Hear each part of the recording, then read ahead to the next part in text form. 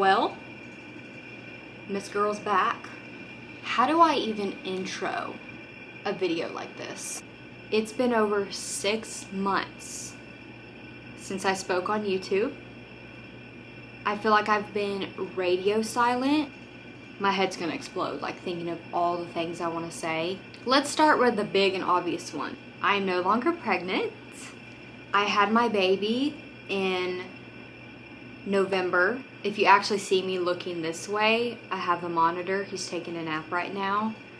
I have so many topics, stories that you're probably fiending to hear, and I don't know how I'm gonna like break it all down in this video. I just want to put this out here, out there, whatever you want to call it, because as soon as I think about even having my next one, or if that subject ever even comes up, I want to reference to this video and be like, girl, remember when this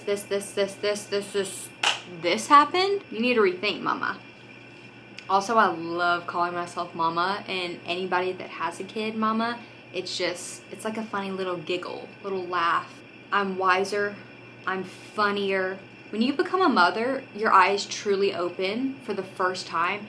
Like, I was blind. Baby, I was blind this whole time until he came out. And then I was like, the world's crazy.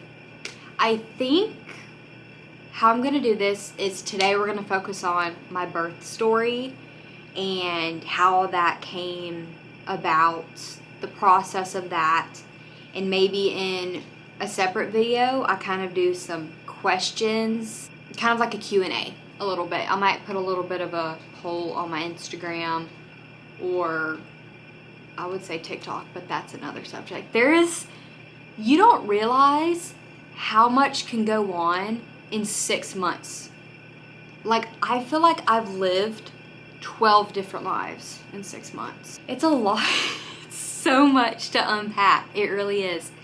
But I really do miss my YouTube people. Like, I miss YouTube. YouTube is my favorite platform.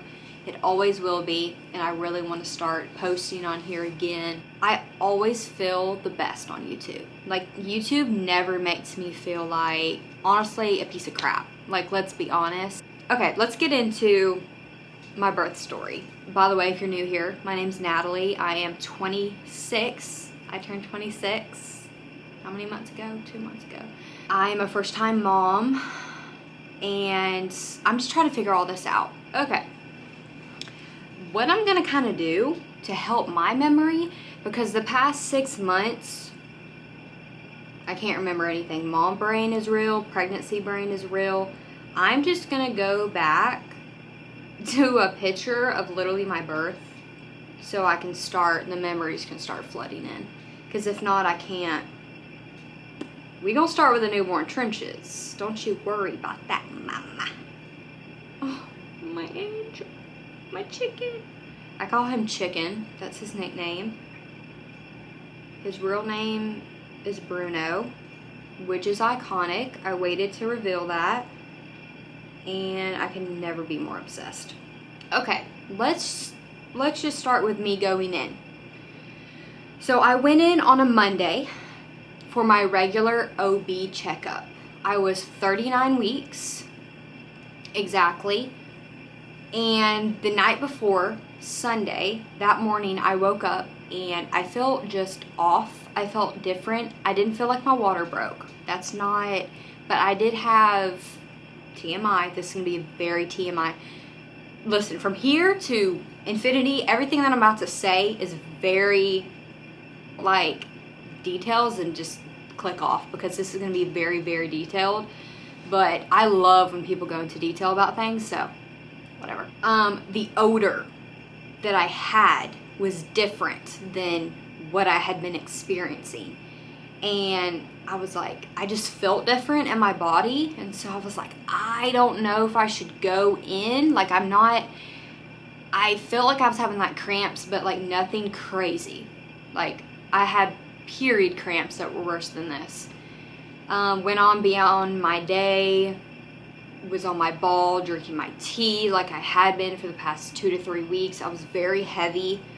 on all that. As you know, I worked out my whole pregnancy, but I go in Monday for my OB visit. I was getting weekly ultrasounds. It's 56 days. I was getting weekly ultrasounds because I had gestational diabetes. I don't want to talk about that. I'm skinny. It's never gonna make any sense. Whatever. As soon as she put the ultrasound on me, she was like, I think that like your water actually broke. Like the fluid is way down, but your OB is gonna tell you a lot more when you see her. And I was like, okay, great. But I was thinking, like I'm gonna have a baby. 5 minutes later, my OB comes in and she's like, I'm just gonna tell you, today you're having a baby. There's not really an emotion that I had. Like I was like, oh my gosh, like I'm gonna have a baby. But it wasn't clicking. It wasn't clicking and clocking that I really was about to have to push this thing out. So I luckily packed my hospital bag. I didn't bring any of the baby stuff. And another thing is my husband was 2 hours away. But like they say, usually the first baby that you have, the labor's really, really long. So I was like, not worried about it. I was probably the most chillest one out of me and my husband. Like he was like, I'm on my way. And I'm like getting checked in to the hospital. And I'm like, I'm chilling. Like it's fine. My biggest fear was Pitocin. I had heard so many horrible stories about Pitocin. It's a few days later, but we're back. I was admitted into the hospital. Everything went good. They did some blood work. They hooked me up to the monitor. And they did a little pill. I'm trying to think of the name of it. I think it's called, I can't think of the name of it, but if you've been induced, then you would know what it's called. But what happened was, I naturally did not want to be induced. Like I wanted to go into labor.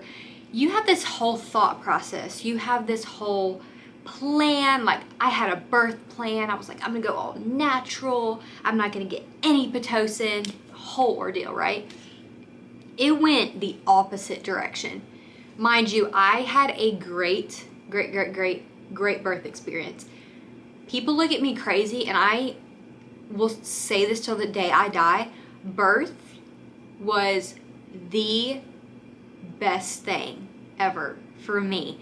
I feel like every woman has a different area that they like or love or they were better at. Mine happened to be birth. And I know I was a strong soldier. I was walking around the hospital until they put that epidural in. And we'll get into that in a second. So they put this pill, they insert it up there, and what it does is it starts to progress and try to help you dilate. I was dilating, but I wasn't dilating fast enough, and with the fluid coming out, they're like, okay, we're gonna start Pitocin, my doctor said, and I was like, I was really scared. She was like, you're fine. Also, my water had not fully broken yet. It was leaking, but like I hadn't broke my water yet. And I do have to preface by saying all of the experience that I have like seen, I did compare it to my sister's birth. And seeing her birth, I was actually frightened for my own. My doctor was amazing. I actually ended up not having my doctor. I had the on-call doctor, and he was great. Like, he actually, love him so much. Can't remember his name.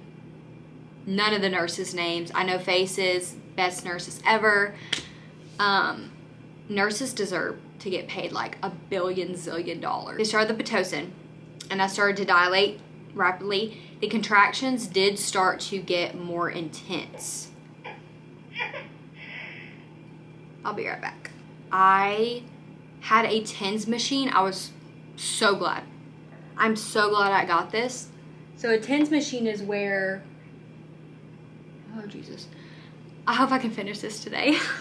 A TENS machine is where they have different ones. It's usually for like a muscle relaxer, like to help your muscles.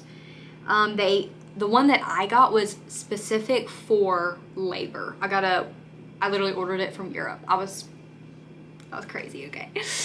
But let me tell you, mama, if there's one thing that I'm glad that I got, it was that. I don't think that I could have made it as long laboring with the contractions without that thing. I had them on my back. My contractions started only in my back at first. The problem, and they were manageable, like they hurt, I'm not gonna lie. You hear stories of like, how do they feel? Like, how do contractions feel? And this is as honest as I'm gonna get it. They do feel like period cramps, okay? But they are a different version. That's all I can tell you. That's all I can explain. Now, my periods have always been painful. Very, very, very, very painful, to the point where I think I'm gonna pass out. So these contractions, I was like, you know, I'm like, I got this in the bag. I'm going all natural. I'm good, baby, I'm good. And then the contractions moved to the front. And that's where it all went downhill. So they were in my back and they were in the front. So the TENS machine is going in my back, and it's sticky little pads. They're about this big, and you put them like this on your back. And my husband did that for me.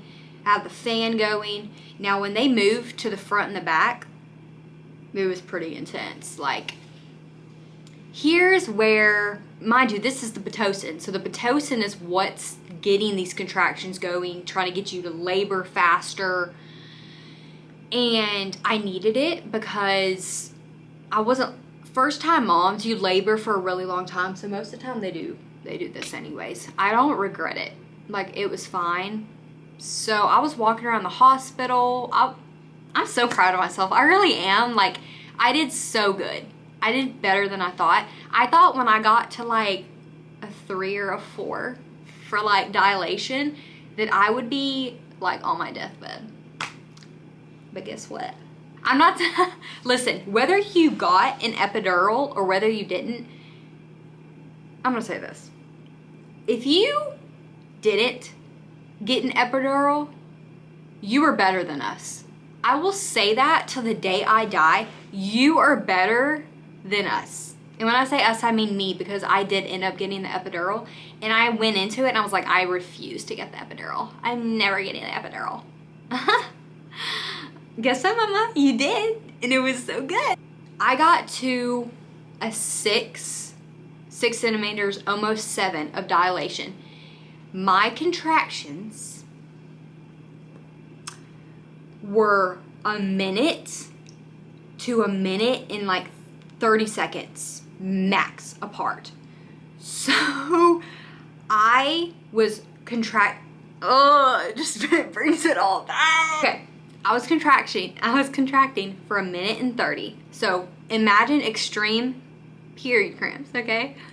I'm like getting flash like warp, like PTSD. So you're laboring for okay, so a minute and 30. I'm literally like, you know, I'm like hanging on for my life. I'm really like, I'm breathing. I'm doing the breathing techniques that I learned, which really helped. But I'm like, I wasn't a screamer, luckily. I was just more of like a kept quiet, kind of like breather. So I do that for a minute and 30, longest minute 30 of your life, okay? Then you get a break. My break was a minute and 30. So you basically like on and then off. I couldn't catch my breath. I literally could not breathe anymore when I got to almost a 7. Mind you, they were checking me for dilation every probably 30 minutes, every hour. You know what's worse? You know what's worse than contractions? Cervical checks. If I had one recommendation, please, please, please, if you take anything from this video, please refuse cervical checks. You can do this. Didn't know you could do this. It would have saved me so much pain. That was so bad. And the first nurse that I got, God bless her heart, if you're a nurse, please don't have long fingernails. Please cut your fingernails. She had gloves on. but I feel like she was scraping the inside of my vagina. So they go up there and they go like this. They're feeling around to see what you're at.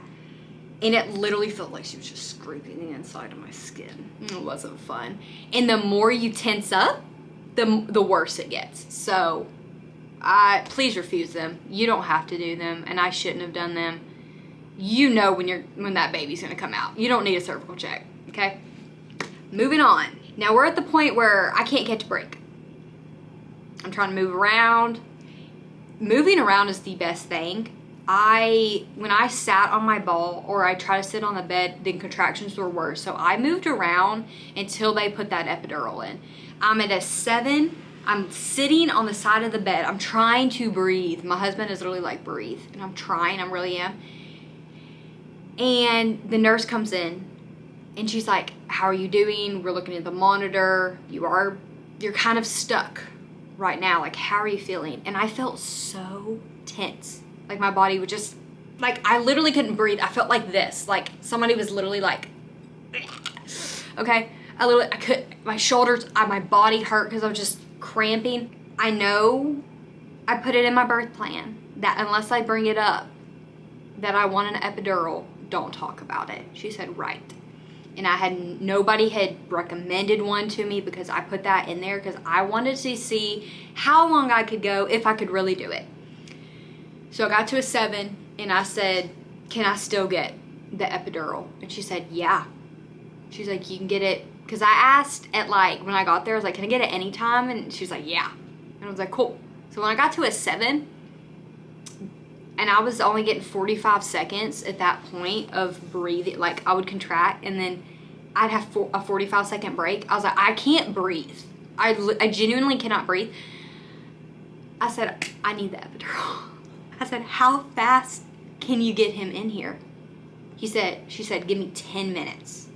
And I said, okay. She was not playing. She left the room and what's it called? I guess the anesthesiologist? I don't know if that's right. He came in, he introduced himself, super nice dude. It was the nurse and him, maybe one other nurse.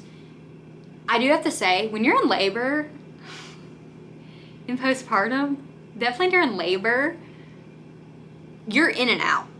You're like this. You're like, like, you remember parts and bits and pieces, but like it's a lot of stuff that you feel like in a fever dream, a big fever dream. She was like, hi, my name is, don't remember his name. I'm like, put this thing in my back. I have my nurse in front of me and she's holding me. I'm holding on to her and they're trying to, you have to be super still when you get an epidural. Mind you, I saw the needle. I was like, ugh. I was like, I can't take this. I can't take this. And he was like, you let me know when you're ready. I said, okay. But listen, I was getting 45 seconds. So when I told them that I stopped, I had no time. I had no time. He put the needle in my back. And I had a contraction. And you have to be still. So I'm holding my nurse. This is the first time that I bawled my eyes out until that point. It hurt so bad. I felt the needle. A lot of women are like, I never felt my epidural, like that was the best part. That didn't come till after. I literally felt like he put that needle in me. And I'm crying. Like I remember the pain. It would hurt so bad. But guess what? I want to thank God for modern medicine because whatever they put in there, it works. And it works fast. Just remember that, mama. 15 seconds. I can remember because I told myself to count. 15 seconds is all it took for me to be like, I don't feel a contraction anymore. Gone. No pain. Nothing. Now, your legs do go numb. You can't get up from the bed anymore. You're basically like immobile. And I didn't want that, but at the same time, I had never felt better in my life. And my body needed that.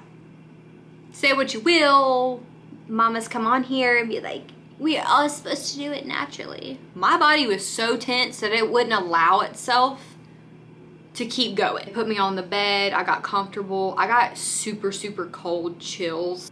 I had blankets on top of me. I'll have to insert pictures somewhere over here with all the stories that I'm telling. So I'm chilling.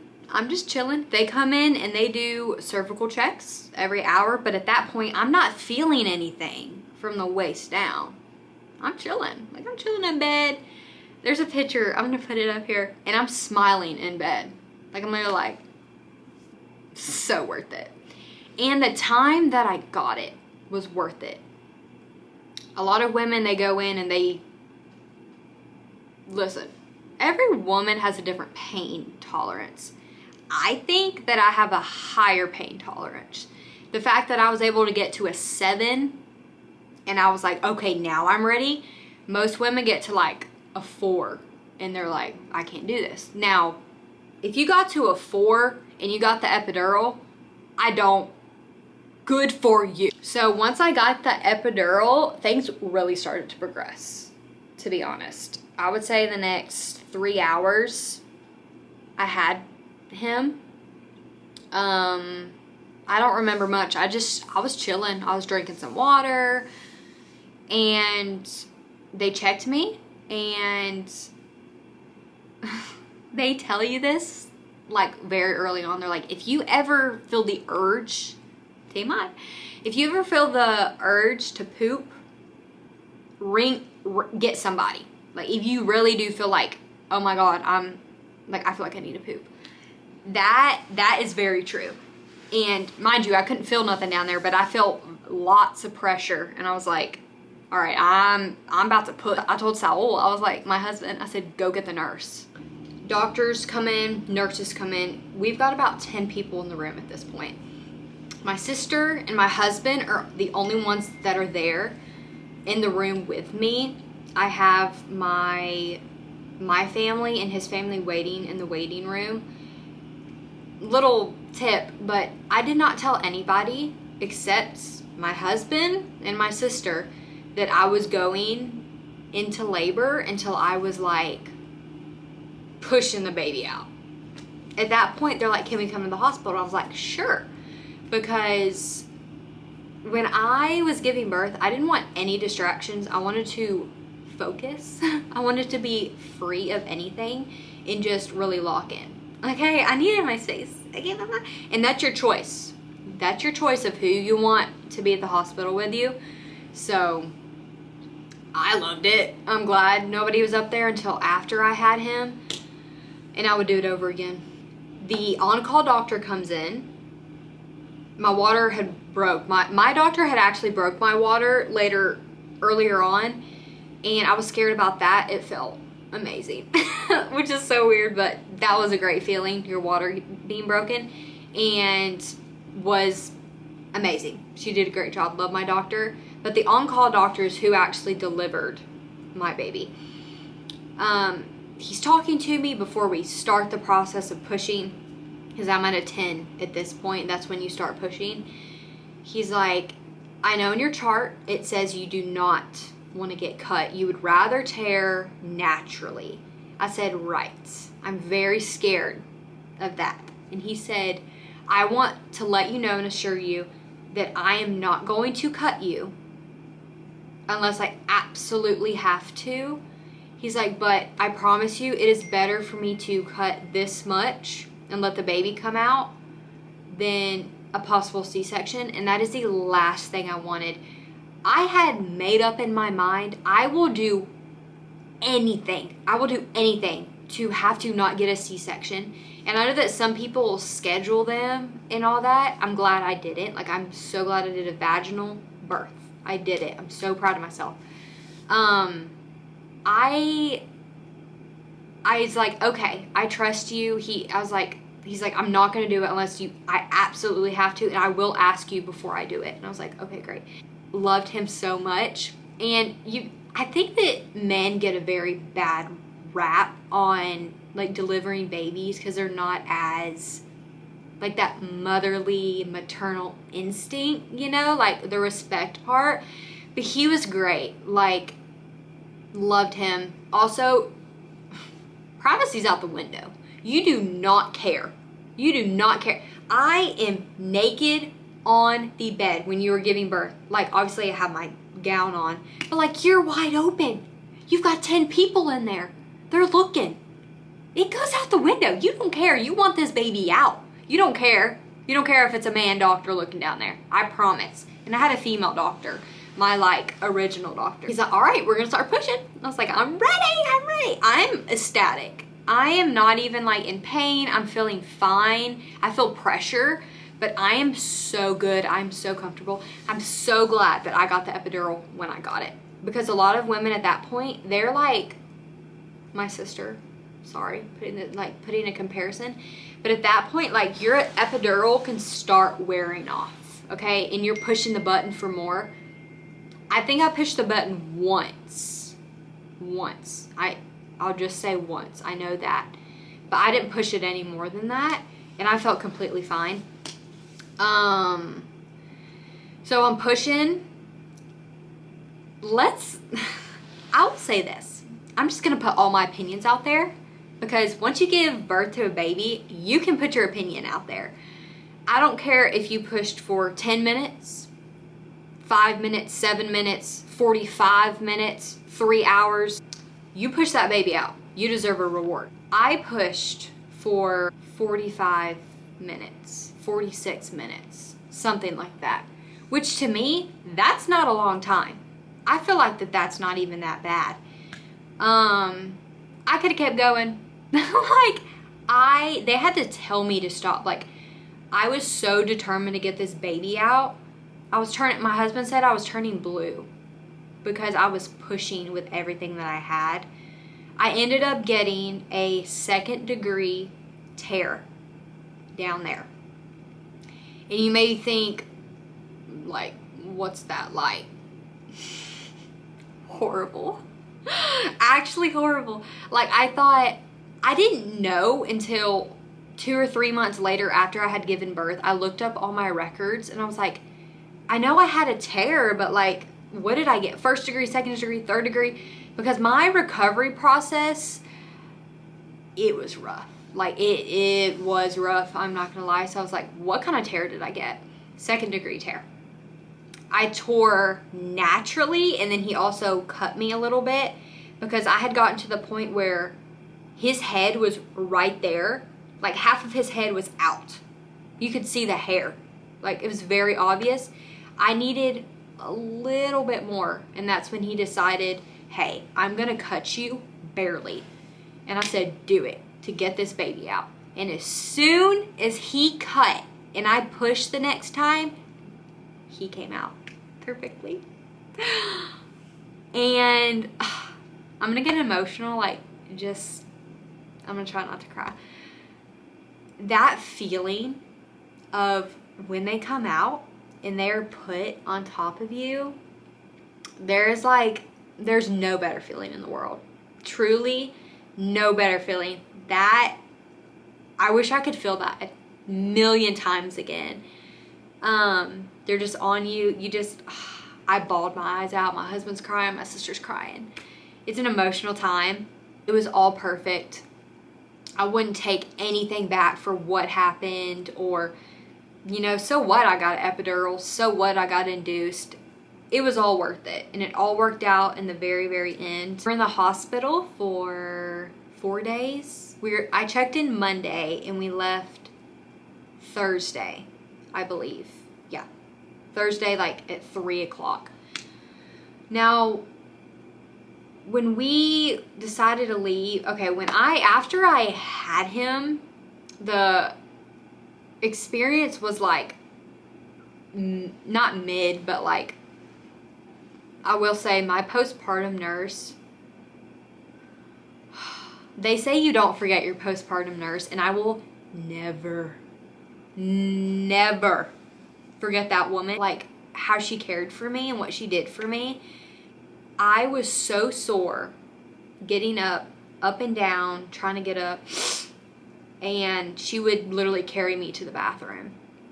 And my bladder, maybe I should do like a separate video of my postpartum. I think I'm gonna do it like that, kind kind of leave you on the edge. Because I know this video is going to be a million years long. But just know that my hospital stay, my whole birth experience was amazing. I loved it. I was a champion. I'm so proud of myself I'm proud of myself. I'll say this one last thing and then I'm gonna wrap up this video. While I was in the hospital, you like remember, but you don't remember, like I said. We were there for 4 days. I remember like the pain from trying to get up and down and going to the bathroom, and just the overall like postpartum care that the nurses gave me were like 7 out of 10. My nurse was great, one of my nurses, but she left after like the day after I gave birth, so I didn't get to see her again. But if she ever sees this video, like, I hope she knows that you have a deep place in my heart. Like, I love you so much. I can't remember her name. You never remember their name, but you know what they did for you. Okay, I'm gonna wrap it up there. We ended up going home. Obviously, all things are great. I am 6 months postpartum right now when I'm making this. Like, just turned 6 months postpartum. But I'm gonna make a separate video of the first 6 months postpartum. Postpartum is very humbling. That's all I'm gonna say. It's a journey. It's an ongoing journey, and they were not playing about on TikTok how your emotions are like this. I'm gonna end it here. I hope you enjoyed watching this vlog and just getting some honesty of what the experience is like. If you want more details or if you have more questions, like, let me know. I wanted to make this video like 2 months postpartum so I could get things that are super fresh, but hey, it happens. Thanks for watching, and make sure you subscribe so you can see my next one that's coming up, and I'll see you in the next one. Bye.